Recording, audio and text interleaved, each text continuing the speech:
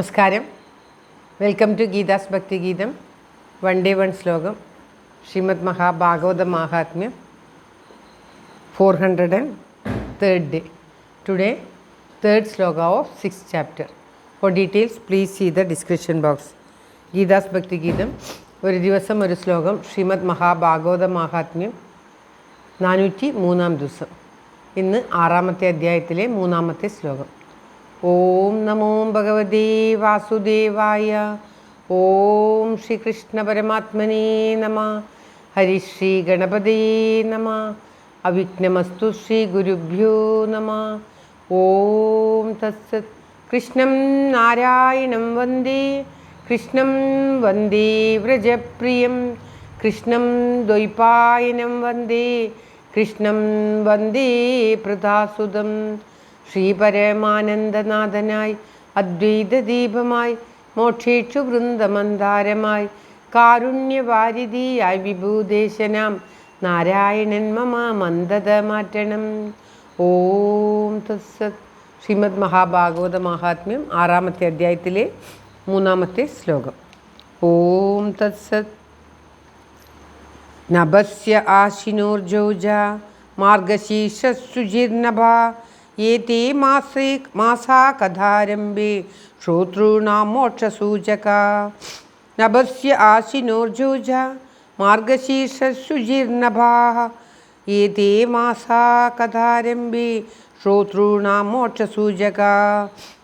ഏതൊക്കെ മാസങ്ങളാണ്, ഏതാണ് നന്നായിട്ടുള്ള ശുഭകരമായിട്ടുള്ള മാസങ്ങൾ, സമയങ്ങൾ എന്നറിയുവാൻ ബുദ്ധിമുട്ടാണ് എന്നുള്ളതുകൊണ്ട് ശ്രീ വ്യാസമുനി തന്നെ ചില മാസങ്ങൾ, ഏറ്റവും മുഖ്യമായിട്ടുള്ള മോക്ഷസൂചകമായിട്ടുള്ള മാസങ്ങൾ എടുത്തു പറയുകയാണ്.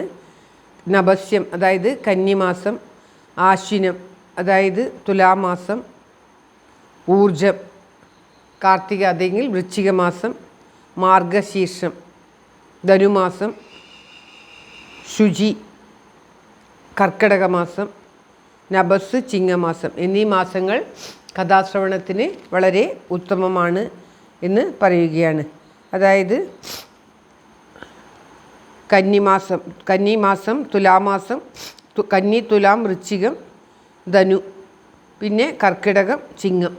ഈ മാസങ്ങൾ ഈ ശ്രീമദ് മഹാഭാഗവത സപ്താഹത്തിന് അത്യുത്തമമായിട്ടുള്ള മാസങ്ങളാണ്. ഈ മാസത്തിൽ കേട്ടാൽ